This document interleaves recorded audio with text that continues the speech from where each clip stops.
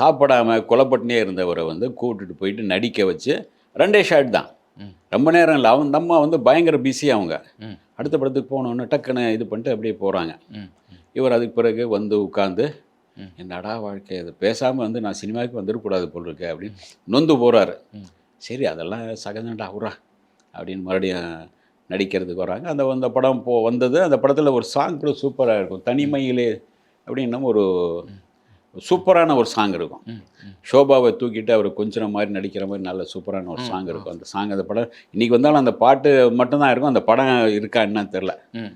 அதுக்கு பிறகு வேற ஒரு படம் போகிறாங்க. அந்த படம் முடிஞ்சது. அதுக்கு பிறகு இந்த படம் நான் கேட்கணும்னு நினச்சேன். தேசிய விருது வாங்கின திரைப்படம்னு நினைக்கிறேன். தூரத்து இடி முழக்கம்.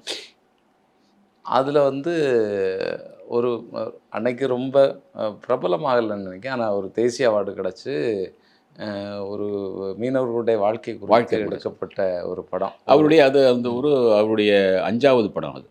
அவருடைய 4வது 5வது படம் அது. அகல் விளக்கு. அதுக்கு பிறகு போயிட்டு 5வது படம் வருது அது. அந்த படத்தில் வந்து இவர் வந்து அந்த மீனவர் சமூகத்தை சேர்ந்தவர். ஆமாம், அங்கே ட்ரெடிஷ்னலாக இருக்கக்கூடிய ஏதோ ஒரு விஷயத்தை வச்சு இந்த துர்மந்திரவாதங்கள் இந்த விஷயங்கள் எல்லாம் பின்னி எடுக்கப்பட்ட படம் அது. அதே சமயத்தில் அந்த படத்தில் என்னென்னா ஒரு ஃபைட்டர் ஒன்று இருக்கும் போட்டில். அந்த இது கட்டை இருக்கும் இல்லையா உங்களுக்கு, அந்த கட்டை வந்து ஒரு டம்மியான ஒரு கட்டையை கொடுத்து அதில் தான் இவங்க ஃபைட் பண்ணணும். அதை போயிட்டாங்க, ஷூட்டிங் ஸ்பாட்டுக்கு போயிட்டாங்க. அங்கே போனால் வந்து பார்த்தீங்கன்னா டம்மியான கட்டை மறந்து வச்சுட்டாங்க. இது பார்த்தீங்கன்னா பயங்கர கனமாக இருக்கும். சரி இதை வச்சு இது பண்ணுங்க, இவர் சார் இது கனமாக இருக்கே சார், என்ன சால்வ் பண்ணலான்னு சொல்ல முடியல. வேண்டாம் ஏன்னு சொல்லிட்டா என்ன பண்ணுறது நீங்கள்? இந்த பயங்கள்லாம் இருக்கு இல்லையா, புரியுது. நீங்கள் புது ஆள், நீங்கள் சொன்னதை செய்யணும் அப்படிங்கிற மாதிரி. இது விஜயன் டைரக்ஷன் நினைக்கிறேன் அதுக்கு. சரி அதுக்கு பிறகு வந்து அவர் அந்த எடுத்து சுற்றுறாரு பாருங்க, கை விழுந்துடுச்சு, ஷோல்டர்லேயே விழுந்து முதல்ல அந்த இதுலேயே. அப்புறம் மறுபடியும் என்ன ஆச்சுன்னு அப்படி மறுபடியும் சமாளித்து மறுபடியும் அதை நடிச்சுட்டு இது பண்ணுறாரு. அதுக்கு பிறகு அந்த ஷோல்டர் விழுந்து கடைசி காலம் வரைக்கும் அவர் இருந்தது. ஃபைட் சீனில் நடிப்பார். அதுதான் பிரச்சனை, அந்த நேரம் ஏற்பட்ட பிரச்சனை தான். அந்த ஷோல்டர் சில ஃபைட் சீனில் முடிச்சுட்டு வந்து இருக்கும்போது டக்குன்னு கை இதாகிடும். மறுபடியும் கொஞ்சம் நேரம் நீந்து இது பண்ணி ஷோல்டர் சரி பண்ணிட்டு வந்து மறுபடியும் நடிப்பார். அதனால தான் கால் ஃபைட்டு அதிகமாக, லெக் ஃபைட் அதிகமாகுனது. லெக் ஃபைட்டுக்கு அது ஒரு ஸ்பெஷலிஸ்ட் அவர் தான். லெக் ஃபைட்டில் வேறு யாரும் இது பண்ண முடியாது. சுழண்டு அடிப்பார். எங்கள் அண்ணன் வந்து அவர் லெக் ஃபைட்டு விஜய்ராஜ் அவருக்கு காலால் பேசுவார் அப்படிங்கிற அந்த மாதிரி பண்ணுவார். அது அந்த படம் தான் பண்ணுறாங்க. அந்த படம் வந்து பெருசாக இதாகலை, போச்சு ஓரளவு. அந்த நேரத்தில் வந்து கொஞ்சம் கவனிக்கிறாங்க. ஒரு 4 படம் 5 படம் பண்ணுறாங்க, அதில் ஒரு கொஞ்சம் கவனிக்கப்படுது, அவ்வளோதான் இருக்கும்போது. அப்போ தான் உங்களுக்கு இந்த படம் வருது. இவர் நம்ம எஸ்ஏசி வந்து வடலூர் சண்முகநாதன் என்னமோ அவருடைய பேர், ப்ரொடியூசருடைய பேர். அவரோட வடலூரான் கம்பைன்ஸில் அது சார்பாக வந்து இனிக்கும் அந்த சட்டம் ஒரு இருட்டறை, அதுக்கான கதை வந்துருச்சா? சட்டம் ஒரு 6வது படம் அதுதான் அவருக்கு. 6வது படம் அது. சரி, அதுதான் அவருக்கு பீக்கில் தருது. அந்த படம் வரும்போது இவர் அந்த கதையுடைய நாட் சொல்கிறார், இந்த மாதிரி ஒரு சட்டத்தை வச்சு ஒரு கதை செய்ய, இந்த மாதிரி கதை பண்ணுன்னு ஒரு வடலூரான்னு சொல்கிறாரு. அந்த கதையுடைய பேஸை வந்து இவர் அப்படியே பிடிச்சி ஸ்க்ரீன் பிளே பண்ணுறார் இவர் எஸ்ஏசி. அதுக்கு முன்னே ஒரு படம் பண்ணுறார், முதல் படம் அவள் ஒரு பச்சை குழந்தைன்னு. அது கொஞ்சம் ஏத்தனமான படம், படம். அது பெருசாக போல் அவர் ஏதோ நண்பர்கள்லாம் வச்சு பண்ணது. அது அதோட அவர் இதாகிடுச்சு. அதுக்கு பிறகு இந்த படத்துக்கு இந்த கதைன்னு சொல்லும்போது வேறு மோகன் இன்னும் வேறு சில பேர் ஆட்களை ஹீரோவாக அவர் சூஸ் பண்ணுறாரு. வேற இல்லை, ஒரு தமிழனாக இருக்கணும் ஹீரோ அப்படின்னு அவர் சொல்லிடுறார், வடலூரான். அதுக்கு பிறகு இவரை பார்க்குறாங்க. இவர் பார்த்து நீங்கள் இந்த மாதிரி, சரி ஓகே சார் நடிக்கிறேன் அப்படின்னு. அதுக்கு பிறகு தான் இவர் அந்த படத்தில் நடிக்கிறாரு. அந்த படம் வந்த பிறகு தான் இவருடைய பீக் எங்கேயோ போயிடுது, மாறுது. அதுக்கு முன்ன வரைக்கும் ஒரு அந்த படத்தில் பயங்கர ட்விஸ்ட் இருக்கும். அந்த ஹீரோயின் யாருங்கன்னா அவங்களுக்கு அந்த தூரத்தி முழக்கம் இவங்க தான் ஹீரோயின். அவங்க அதில் வந்து அந்த படம் வந்து மிகப்பெரிய அளவில் பேசப்படுது. அது மதுரையில் வந்து ஃபங்க்ஷன்லாம் பண்ணுறாங்க. மதுரையில் போய் ஸ்டேஜில் ஒரு டான்ஸ் பண்ணுறாரு, இது பண்ணுறாரு. மக்கள் மத்தியில் மதுரையில் நல்ல ஒரு இதாவது அங்கேருந்து ரசிகர் மன்றம் தொடங்குறாங்க. ஓ ஓ அப்போவே ஆரம்பிச்சிடுறாங்க. இந்த 6வது திரைப்படத்திற்கு கதை வசனம் யார்? கலைஞர் கருணாநிதி எந்த திரைப்படத்திலேருந்து விஜயகாந்த் அவருக்கு வந்து அதுக்கு பிறகு வருது. அது உங்களுக்கு வந்து அந்த அவருடைய சட்டம் ஒரு இருட்டறை, சாட்சி எல்லாம் சாட்சி அது அவர் வேற. இவர் தான், இவருடைய படம் தான். ஆனால் இவருடைய இது வந்து கதை வசனம் வந்து வெற்றி ஒரு இது அந்த சட்டம் ஒரு விளையாட்டு. இது எங்கள் ஊர் எங்கள் பூமின்னு நினைக்கிறேன். எங்கள் ஊர் எங்கள் பூமி என்னமோ அந்த அந்த படங்களில் தான் அவர் கலைஞருடைய இது வருது. அப்போது வருது. இது வரைக்கும் அந்த சட்டம் ஒரு இருட்டறையில் வந்து இவர் மிகப்பெரிய அளவுக்கு பேர் வந்துடுது. ஒரு திருமண பக்கம்லாம் அவர் பேர் வந்த பிறகு அப்போ அவங்கவுங்க தேடி பிடிச்சி அவரை வாய்ப்பு கேட்க வர்றாங்க. அந்த படத்தில் கூட ஒரு அந்த படம் தமிழில் மட்டுமில்லை ஹிந்தியில் கூட அமிதாப் பச்சன் நடித்தார். அதை வந்து அதில் வந்து ரஜினிகாந்த் கூட போய் நடிச்சிருப்பார். இவர் பண்ண கேரக்டர் ரஜினி பண்ணியிருப்பார் ஹிந்தியில். அதனால் அந்த ஒரு மிகப்பெரிய ரேஞ்சில் போனது. அப்போது வந்து ஒரு 10 படங்களில் புக் ஆனார். 10 படங்களை புக் ஆகினா ஒவ்வொருத்தர் வந்து அட்வான்ஸ் கொடுத்தாங்க. அப்புறம் நண்பர்களை கூப்பிட்டுக்கிட்டாருங்க. நண்பர்கள் மதுரையில் உள்ள டீம் வந்துருச்சு. 10 பேர் கூட இருப்பாங்க எப்போவுமே. அவங்களுக்கு சாப்பாடெல்லாம் இவர் தான். 10 பேர் சாப்பாடு போட்டு இங்கே சாப்பிட்டு அதுக்கு பிறகு அந்த படிக்கட்டில் இருந்தது போயிட்டு வேற ஒரு அந்த ஏரியாவில் அந்த சைடில் ஒரு சின்ன ஒரு இது இருந்தது, ஒரு ரூம் மாதிரி பெரிய அந்த ஹோட்டலுக்கு. இதுலேயே நீங்கள் தங்கிடுங்க அப்படின்னு கொடுத்துட்டாங்க அங்கே. அதை அப்படியே அவங்க அங்கே இந்த ரசிகர் மன்றம் வச்சுக்கிற மாதிரி அது பண்ணுறா அப்படியே வச்சுக்கிட்டாங்க. அதில் வந்து மேனேஜராக இருந்தவர் தான் பிற்காலத்தில் இவருடைய ரசிகர் மன்ற தலைவராக மாறினவர், மணி அப்படின்னு அவர் தான் இருந்தார் அதில். அப்போது வந்து இவர்கிட்ட வந்து ஒரு அடுத்து ஒரு பார்வையின் மறுபக்கம்னு ஒரு படம், ஸ்ரீபிரியா ஹீரோயின். அப்புறம் இன்னொரு சில படம் 4 படம் அடுத்து ஒரு 10 படங்கள் புக் ஆச்சு. அதில் ஒரு படம் 2 படம் பண்ணுறாரு. பார்வையின் மறுபக்கம் வந்து இவருக்கு ஹீரோயினாக புக் பண்ணிடுறாங்க. இல்லை, இவருக்கு தனித்துவமான பார்வை இவருக்கு எப்போ கிடச்சிது திரைப்படத்தில்? இவர்னா ஒரு ஒரு இல்லை அது பேஸ் ஆகும். இதில் வந்து முதல்ல அந்த சட்டம் முறையீட்டில் இவர் கவனிக்கிறாங்க. பரவாயில்ல, இவருடைய ஃபைட்லாம் நல்லா இருக்குது, நல்ல ஆக்ஷன் பண்ணுறாரு அப்படின்னு கவனித்து இவர் ஆக்ஷன் ஹீரோவாக கொண்டு வராங்க. அப்போது வந்து பார்வையின் மறுபக்கம் இது பண்ணுறாங்க. அதில் வந்து ஸ்ரீபிரியா தான் ஹீரோயின் ஒத்துக்கிறாங்க.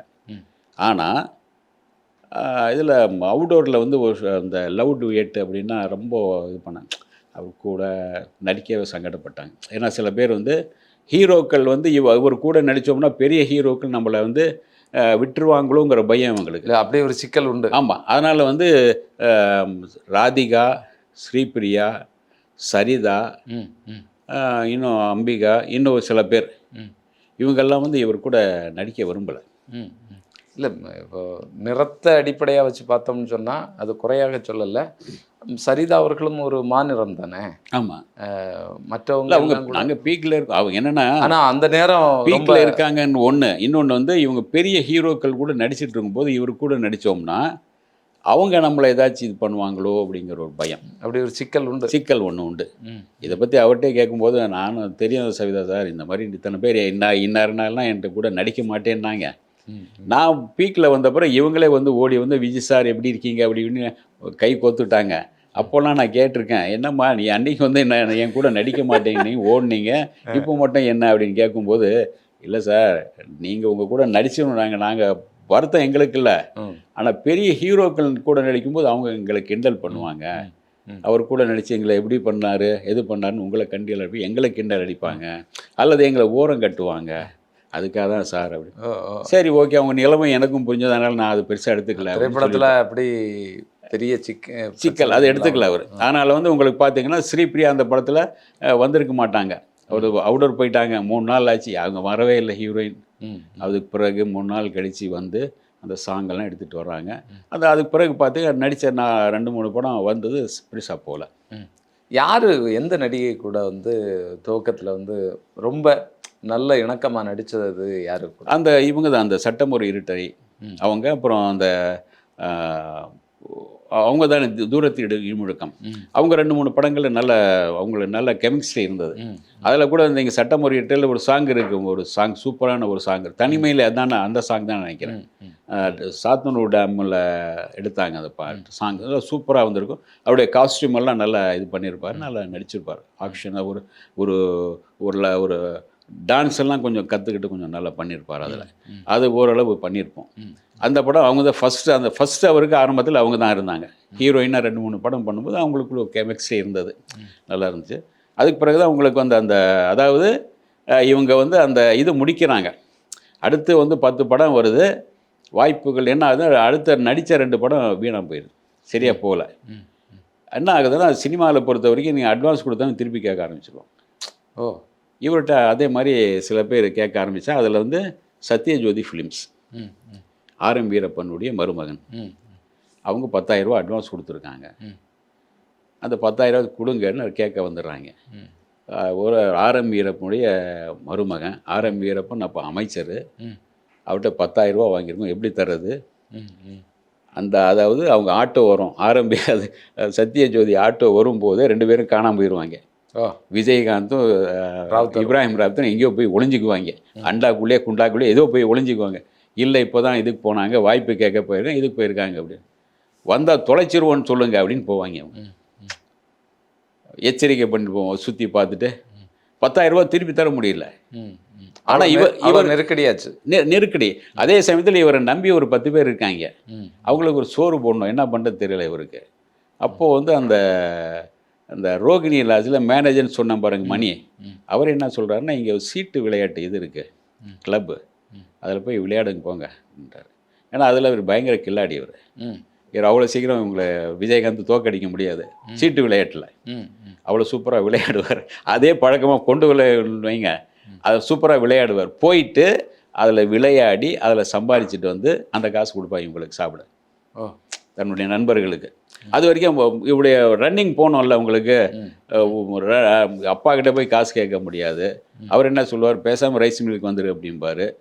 அது என்ன பண்ணுறது, அதெல்லாம் வந்து இங்கே வந்து கட்டுப்படிச்சுட்டு இந்த பக்கம் ராவத்தர் வெத்தலை விற்க, இந்த பக்கம் வந்து அவங்களுக்கு அந்த காசு வர, அப்படியே அந்த காசு வச்சுட்டு சீட்டு விளையாடி அவங்கள சோறுலாம் போட்டு அப்படியே போகுது. அப்போது வந்து இந்த காசை உங்களுக்கு திருப்பி தரணும், முடியலை. அப்போது ஒரு நாள் என்ன பண்ணுறாங்கன்னா, இவர் விசு ஒரு படம், டௌரி கல்யாணம் ஒரு கல்யாணம் படம், இந்த படத்தில் நீங்கள் தான் ஹீரோ வாங்க அப்படின்ட்டு 10,000 ரூபா சம்பளம்னு பேசுகிறாங்க. ஓகே அப்படின்னு போய் இவரும் சந்தோஷமாக போய் நடிக்க ஆரம்பிக்கிறார். நடிக்க ஆரம்பித்து 1 மாதம் போச்சு. சார் அட்வான்ஸா? ஏங்க நீங்கள் வந்து சத்யஜோதியில் பணம் வாங்கியிருக்கீங்களே 10,000 ரூபா, அதுக்காக தான் நான் உங்களை புக் பண்ணோம், இல்லாட்டி நாங்கள் ஏன் புக் பண்ணுறோம், அவங்ககிட்ட நாங்கள் ஃபைனான்ஸ் வாங்கியிருக்கோம். சரி. அவங்க என்ன சொல்லிட்டாங்க, நீங்கள் வந்து அவனை புக் பண்ணி நடிக்க வச்சுங்க, அந்த காசை எங்களுக்கு கொடுத்துருங்கன்ட்டாரு. அதனால் அந்த 10,000 ரூபா நாங்கள் அங்கே தந்துடுவோம். சரி. அதனால் நீங்கள் வந்து நடித்து தான் கொடுக்கணும். சார் என்ன சார் இது, சாப்பாட்டுக்கே காசு இல்லை சார், இப்படி பண்ணால் எப்படி சார், ஒரே நீங்கள் 10,000 ரூபா தான் சம்பளம் தெரியும், அது 10,000 ரூபா அங்கே கொடுத்துட்டிங்கன்னா எப்படி சார் அப்படின்னு ஒரு கெஞ்ச வேண்டிய சூழ்நிலை. ஒன்று செய்யுங்க, 5,000 ரூபா உங்களுக்கு கொடுத்துருங்க, 5,000 ரூபா எங்களுக்கு கொடுங்க, செலவுக்கு எங்களுக்கு காசு வேணும் இல்லையா சார். சரி ஓகேன்னு அதுக்கு பிறகு விசு வந்து 5,000 ரூபா கொடுக்க, 5,000 ரூபா இது பண்ணி அது பண்ணுறாங்க. இப்படி நெருக்கடியான சூழ்நிலை ஏற்படும் போது அவங்களுக்கு வந்து ஏவிஎம்மில் முரட்டு காலையில் கூப்பிட்றாங்க இவரை வில்லன். முரட்டு காலை வந்து ரஜினிகாந்த் அவர்கள், அதில் வந்து வில்லனா நடிக்க கூப்பிட்றாங்க. அதுக்கு பிறகு தான் இவர் வந்தார், நம்ம ஜெய்சங்கர் சார் வந்தார்.